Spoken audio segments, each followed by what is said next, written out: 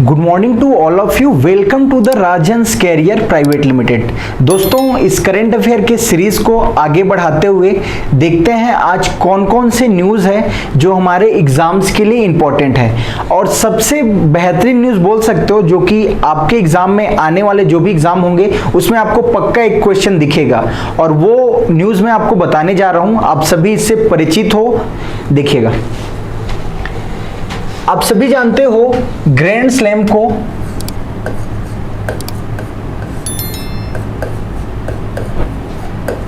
Grand slam 4 tournament को मिलाकर बोला जाता है।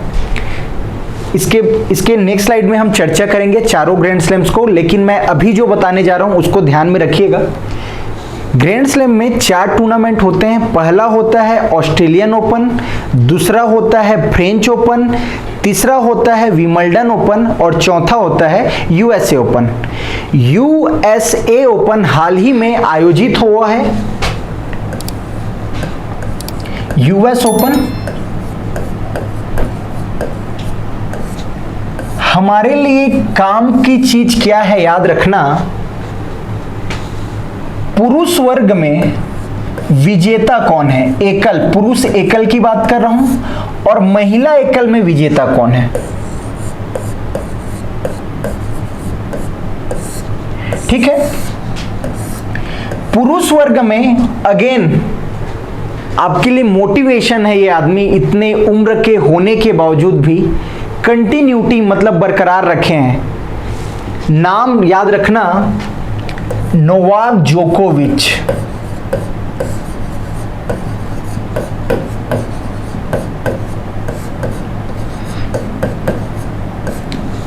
पुरुष वर्ग में नोवाक जोकोविच ने डेनियल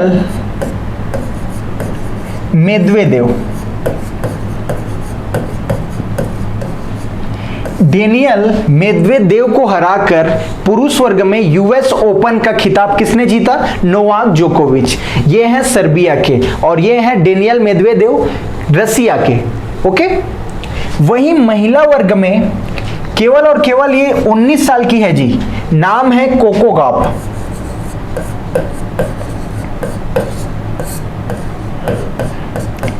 ये है यूएसए से और इन्होंने एरियाना सबलेंका,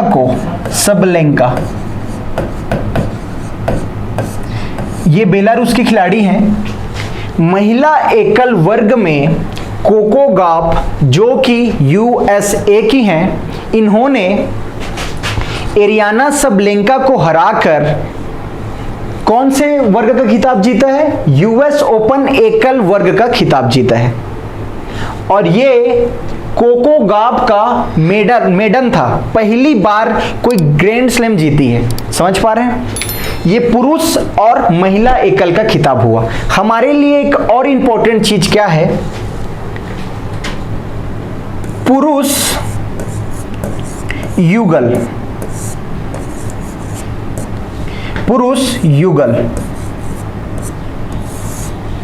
इसमें 2 नाम हैं, भारतीय हैं।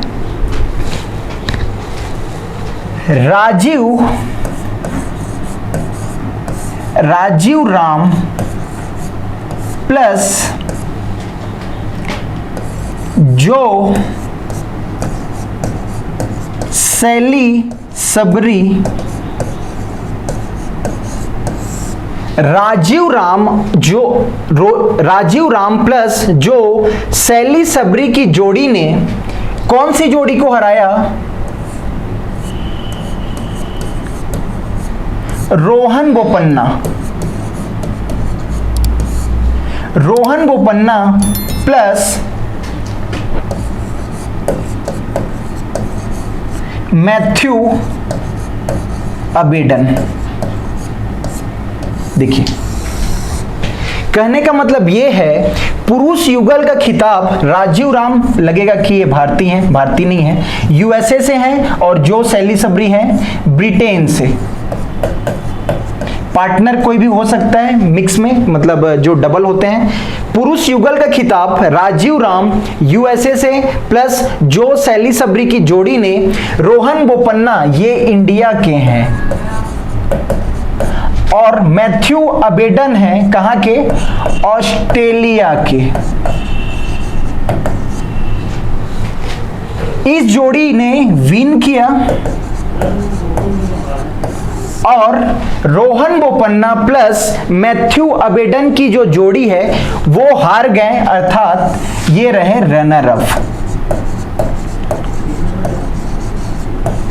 ठीक है, यूएस ओपन के बारे में ये चारों चीज याद रखिएगा। पुरुष में नोवाक जोकोविच ने जीता, महिला में कोको गॉफ जो कि यूएसए से हैं। उसके बाद पुरुष युगल में हमारे काम का इसलिए इंपॉर्टेंट हो जाता है क्योंकि रोहन बोपन्ना जो कि भारतीय हैं और उनके जो पार्टनर थे मैथ्यू अबेडन, क्या नाम है, मैथ्यू अबेडन की जोड़ी हार जाती है किसके साथ, राजीव राम जो कि यूएसए के हैं प्लस जो सैलिसबरी जो कि ब्रिटेन के हैं, इनसे हार जाते हैं।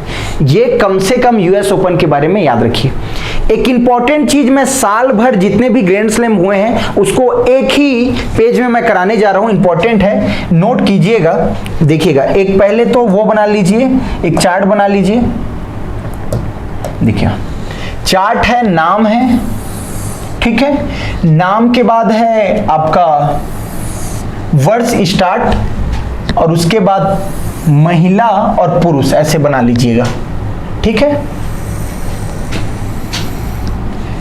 यहां पे है नाम, ग्रैंड स्लैम का नाम है, कौन से वर्ष इसकी शुरुआत हुई है, ठीक है, कौन से वर्ष इसकी शुरुआत हुई है। पुरुष वर्ग में विजेता कौन है, सिंगल का ही देख रहे हैं, अक्सर सिंगल को ही पूछा जाता है, और महिला वर्ग विजेता।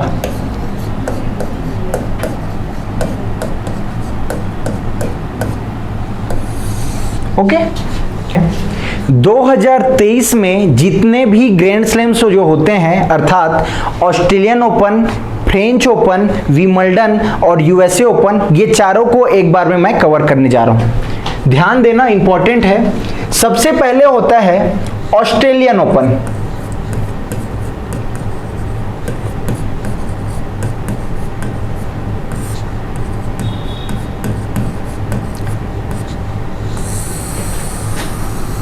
सेकेंड होता है फ्रेंच ओपन,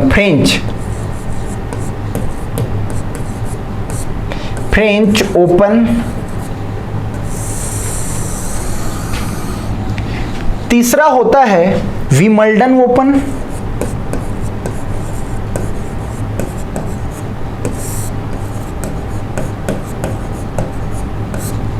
और चौथा जो होता है, जो लास्ट में इससे पहले स्लाइड में हमने पढ़ा, यूएसए ओपन। कौन सा ओपन, यूएस ओपन।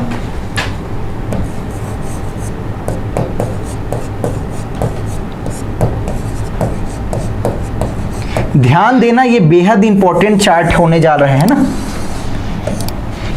एक चीज याद रखना, विंबलडन कई बार शुरुआत को पूछा है, विंबलडन ओपन की शुरुआत हो गई वर्ष 1877 में। कब, 1877 में। यूएस ओपन की शुरुआत होती है 1881 में, फ्रेंच ओपन की शुरुआत होती है 1891 में, और ऑस्ट्रेलियन ओपन की शुरुआत होती है वर्ष 1905 में। कहने का मतलब ये है कि विंबलडन ओपन पूरे ग्रैंड स्लैम के जो टूर्नामेंट है उसमें सबसे पुरानी प्रतिस्पर्धा है, ठीक है। अब हम एक एक करके पुरुष वर्ग के विजेता कौन है और महिला वर्ग के विजेता कौन है, इसके नामों की सूची देखेंगे। ओके, ऑस्ट्रेलियन ओपन के हैं पुरुष वर्ग के विजेता नोवाक जोकोविच, नोवाक जोकोविच।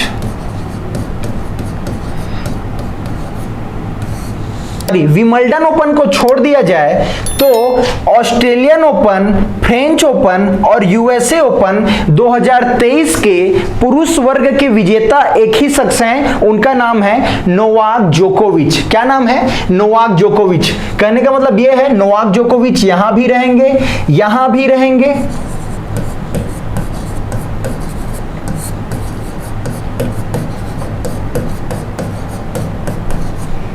और अभी हाल ही में हमने पढ़ा यूएसए ओपन में ही जीत गया नोवाक जोकोविच।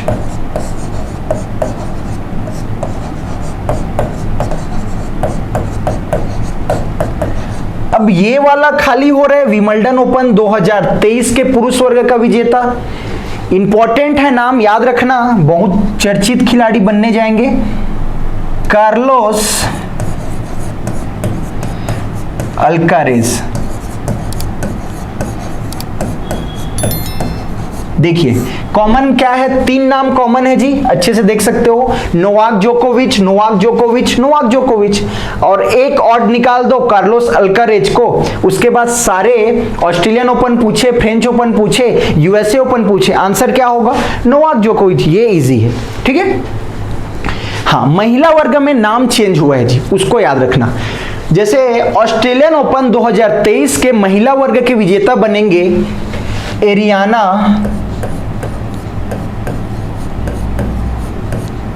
सबलेंका, ठीक है। फ्रेंच ओपन 2023 महिला वर्ग का खिताब जीतेंगी ईगा स्वेतक, ठीक है। विंबलडन ओपन 2023 महिला वर्ग का खिताब जीतेंगी, इनका नाम थोड़ा अजीब है, याद रखने की कोशिश करना, मार्केटा वोड्रिसोवा।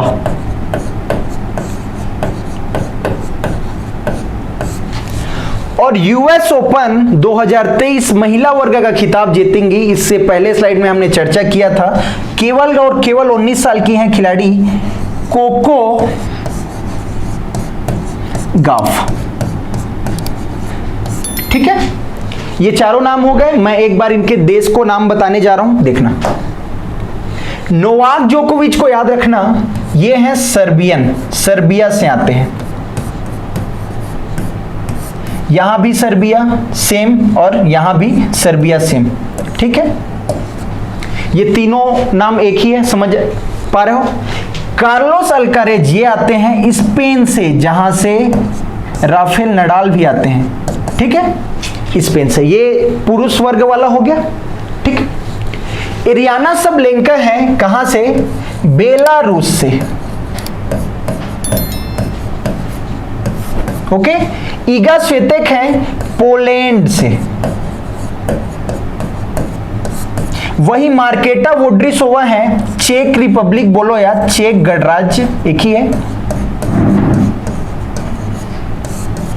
और कोको गाफ इससे पहले हमने देखा था, ये है यूएस की, यूएसए से ही आते हैं, यूनाइटेड स्टेट ऑफ अमेरिका। बेहद इंपॉर्टेंट है, इसको अच्छे से याद रखना, आप जहां पढ़ते हो वहां उसको स्टिकर कर दो, इसको लिख के, एक ना एक क्वेश्चन आपको पक्का दिखेगा, ठीक है बेटा। हमने पहले स्लाइड में देखा यूएस ओपन के बारे में, उसके बाद हमने जितने भी ग्रैंड स्लैम होते हैं एक वर्ष में 4 ग्रैंड स्लैम होते हैं, कौन कौन सा, Australian open, French open, Wimbledon open, US open, कब स्टार्ट हुआ, कौन कौन 2023 के विजेता हैं, ये सारी चीज जाने, ठीक है। यहां पे एक लिख लीजिए 2023, ये 2023, ठीक है। ये अच्छे से याद कीजिएगा, पक्का श्योर है यहां से कोई ना कोई क्वेश्चन आपको मिलेगा एग्जाम में। इसके बाद एक चीज और इंपॉर्टेंट, क्यों, क्योंकि यह रिकॉर्ड बना है, ठीक है। रिकॉर्ड कैसे, क्योंकि नोवाक जोकोविच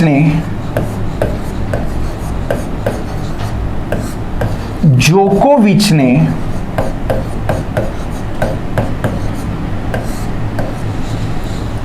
याद रखना, मार्गरेट कोर्ट की grand slam, number of grand slam जीतने में बराबरी कर लिया है, ओके। नोवाक जोकोविच के पास भी कितने ग्रैंड स्लैम हो गए, 24। मार्गरेट कोर्ट के पास भी कितने, 24। इसके बाद नाम आता है सेरेना विलियम्स,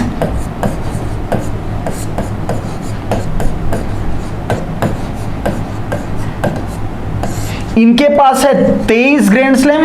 और इसके बाद आता है राफेल नडाल, इनके पास कितने ग्रैंड स्लैम हैं? याद रखना, इनके पास है 22 ग्रैंड स्लैम।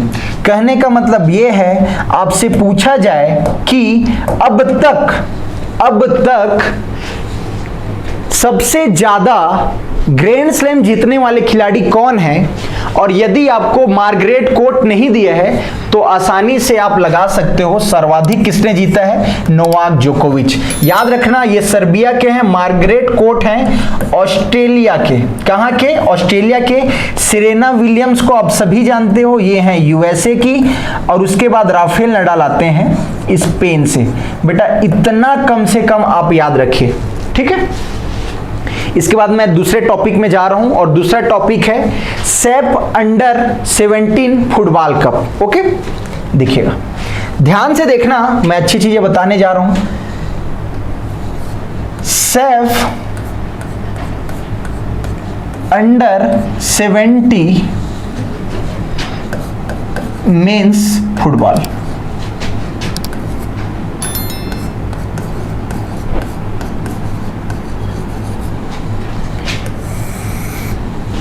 सैफ कुछ नहीं है, साउथ एशियन फुटबॉल फेडरेशन का एक इवेंट है, और यदि मैं अंडर 70 कर दिया हूं तो 16 वर्ष के वर्गीय वाले इसमें भाग लेंगे। ये इतना याद रखिए।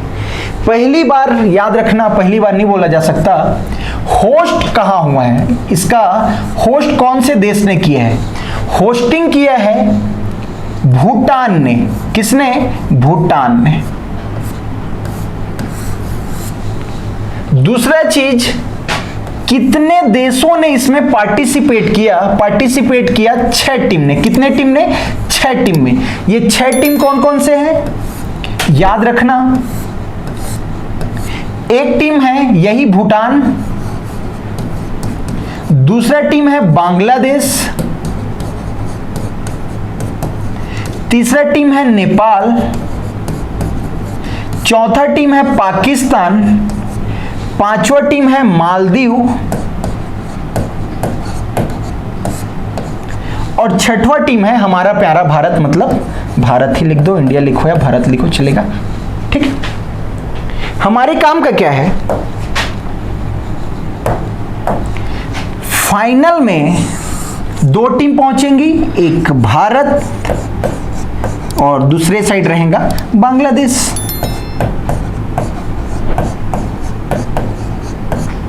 भारत ने यह विनर जीते हैं, मतलब भारत ने यह सैफ अंडर 70 मेंस फुटबॉल जीता, और किसको हराया? बांग्लादेश को। यह भारत का 5th नंबर का टाइटल है। कौन से नंबर का? 5th नंबर का। समझ पा रहे?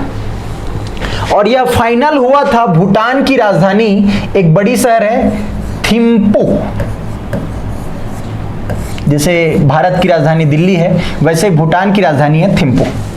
इतना कम से कम याद रखिए। मैं एक आपको फ्लैशबैक में ले जाऊं तो हमने एक बार और डिस्कस किया था सैफ कप, बस क्योंकि सैफ वो सीनियर वर्ग का था। उसमें भारत ने किसको हराया था? कुवैत को। जी किसको? कुवैत को हराकर वो टाइटल जीता था। इतना कम से कम याद रखिए। पहले हमने विंबलडन चर्चा किया, उसके बाद सैफ कप चर्चा किया। आप दूसरे स्लाइड पे चलते हैं, और दूसरे स्लाइड से रिलेटेड क्या है इवेंट देखिएगा। इवेंट है मिलिट्री एक्सरसाइज, मतलब युद्धाभ्यास।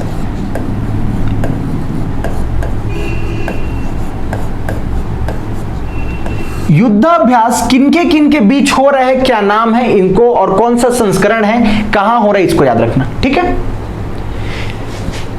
वरुण, अपन दूसरा मार्क ले लेते हैं, कोई भी एक डार्क वाला ले लेते हैं।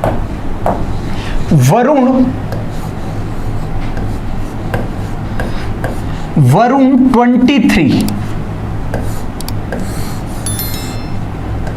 वरुण 23 क्या है? यह भारत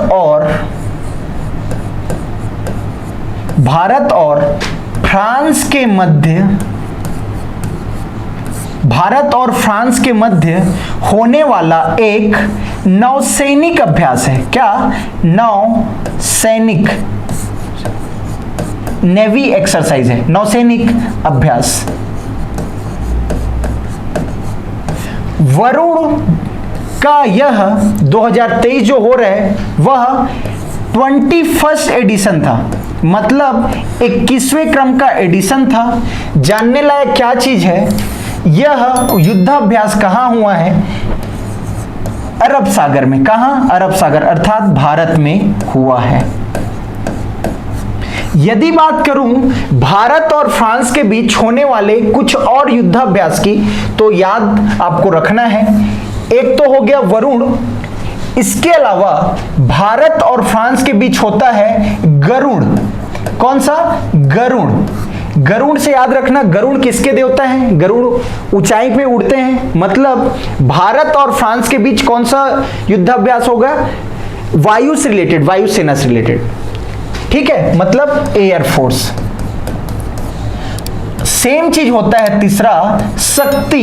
यह भारत और फ्रांस के आर्मी के बीच होगा बेटा, ठीक है।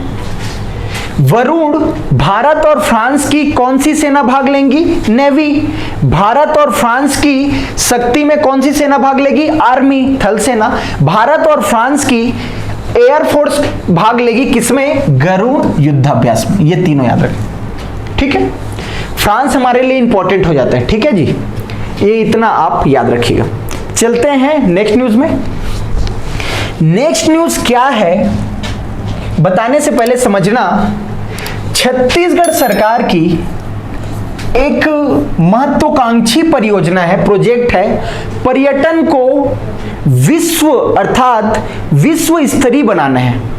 उसके लिए एक बहुत महत्वपूर्ण योजना है, आए दिन चर्चों में रहता है, और इस योजना का नाम है राम वन गमन पथ। क्या नाम है? राम वन गमन पथ।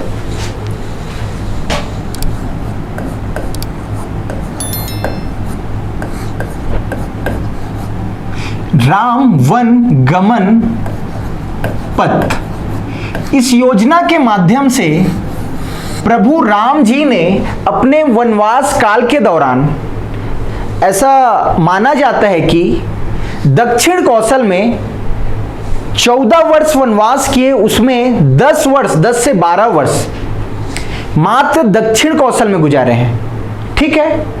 और छत्तीसगढ़ सरकार राम वन गमन पथ की सहायता से जहां जहां प्रभु राम गुजरे हैं, निवास किए हैं दक्षिण कौशल में, वैसे स्थलों को चिन्हांकित किया गया है। समझ पा रहे हैं? प्रभु राम जहां जहां ठहरे हैं, निवास किए हैं, वैसे स्थलों को चिन्हांकित किया गया है। इसके अंतर्गत कुल 75 स्थलों को चिन्हांकित किया गया। कितने? 75। और वहीं इस योजना के अंतर्गत प्रथम पंक्ति में उन 75 स्थलों में से 10 स्थलों का, कितना? 10 स्थलों का क्या किया जा रहा है? विकास किया जा रहा है। प्रथम चरण में 10 स्थलों का, ठीक है। चर्चा में क्यों है? क्योंकि हाल ही का न्यूज है, मुख्यमंत्री भूपेश बघेल जी के द्वारा इन्हीं 10 स्थलों में से एक स्थल है, उनका शुभारंभ किया जा रहा है। नाम है सिहावा नगरी। क्या नाम है? सिहावा नगरी, जिसे बोलते हो श्रृंगी ऋषि आश्रम। यह स्थित है धमतरी में, जहां महानदी का उद्गम है, ठीक है। इन सब के अलावा एक याद रखना, ये जो राम वन गमन पथ है, इसकी कुल लंबाई कितनी है? इसको पूछा जा चुका है एग्जाम में। इसकी कुल लंबाई है 2260 किलोमीटर। कितना? 2260 किलोमीटर। और अब मैं आपको मैप के थ्रू बताने जा रहा हूं वह कौन कौन सा स्थल है जहां प्रभु राम जी गुजरे हैं, निवासरत थे, और उन्हें प्रथम 10 स्थलों में प्रथम चरण में विकसित किया जा रहा है, ठीक है। याद रखना, हम मैप के द्वारा देखेंगे अच्छे से। देखिएगा, मैं एक रफ बना रहा हूं, रफ डायग्राम छत्तीसगढ़ के मैप का।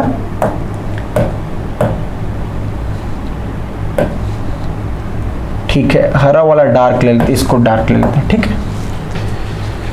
मैं रफ डायग्राम बनाने जा रहा हूं छत्तीसगढ़ का।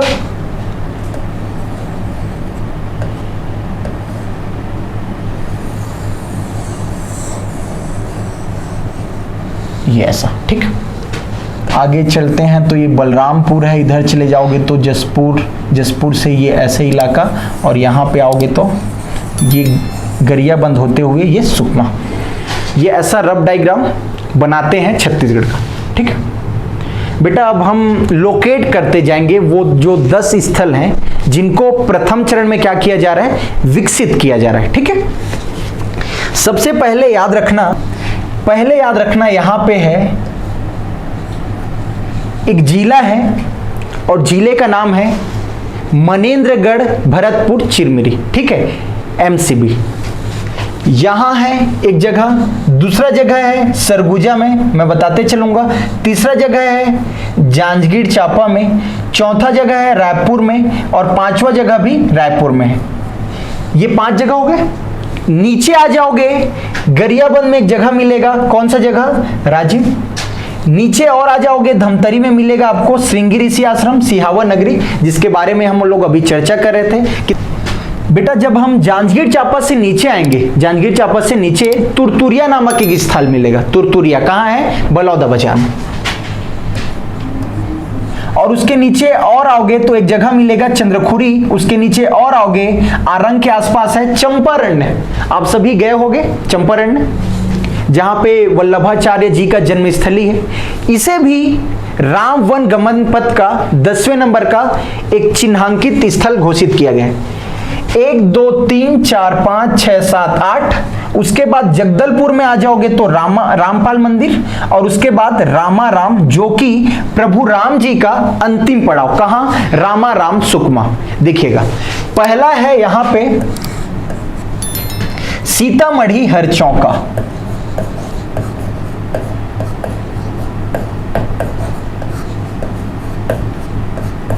जिसको बोलते हैं सीता रसोई। प्रभु राम जी सबसे पहले यदि छत्तीसगढ़ में प्रवेश किए तो सबसे पहले कौन से जिले में आए, कोरिया बोलते थे बेटा, लेकिन अब कोरिया विभाजित हो गया है और वह जिला बन गया है मनेन्द्रगढ़ चिरमिरी भरतपुर, ठीक है। सीतामढ़ी हरचौका कहां है, एमसीबी। यहां पे है रामगढ़ की पहाड़ी,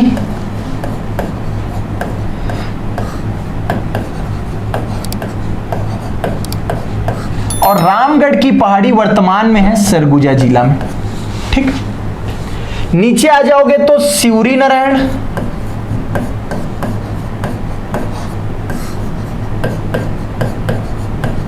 सिवरी नारायण है वर्तमान में जांजगीर चांपा जिले में। और इसके नीचे और आ जाओगे तो मिलेगा आपको तुरतुरिया, तुरतुरिया, ठीक है। ये है बलौदा बाजार में। इधर आ जाओगे तो आपको मिल जाएगा चंद्रखुरी, विश्व का पहला मंदिर माता कौशल्या का, चंद्रखुरी, रायपुर। नीचे आ जाओगे तो मिलेगा आपको चंपारण, रायपुर। और नीचे आ जाओगे तो आपको मिलेगा राजिम, राजिम मिलेगा आपको गरियाबंद में, ठीक है। इसके नीचे जिसके बारे में हम चर्चा कर रहे थे ये है श्रृंगी ऋषि आश्रम, श्रृंगी ऋषि, इसी को बोला जा रहा है सिहावा नगरी।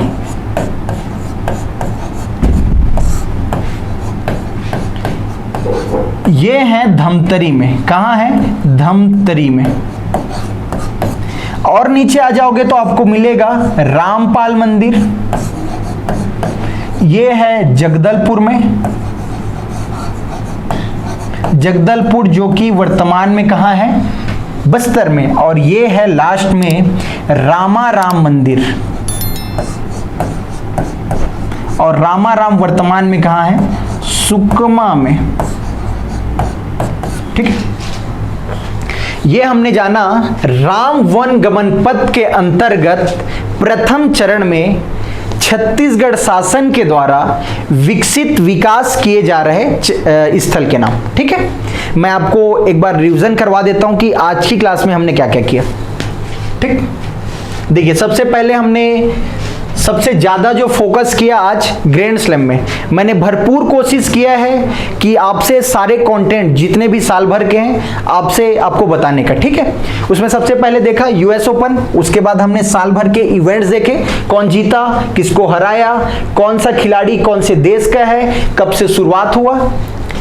अगेन हमने ये जाना कि अभी नोवाक जोकोविच के जीतने के बाद क्या क्या बोल सकते हो रिकॉर्ड बना, ठीक है।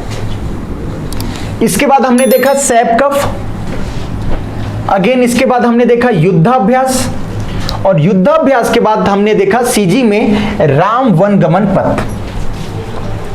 ये आज के वीडियो का लास्ट टॉपिक था और हमने अच्छे से कवर भी किया है। और मैं आप लोग को एक चीज बताना चाहूंगा, आप लोग वीडियो के साथ बने रहिएगा, एक बेहतरीन वीडियो आने वाला है G20 के ऊपर, और पूरी तैयारी है, बहुत बेहतरीन वीडियो बनेगा, ठीक है। तो हो सकता है नेक्स्ट वीडियो ये G20 के ऊपर हो। और फिर आज के लिए इतना ही, टू बी कंटिन्यूड। और चैनल के साथ बने रहिए, चैनल को सब्सक्राइब कीजिए, लाइक कीजिए, शेयर कीजिए। Thank you.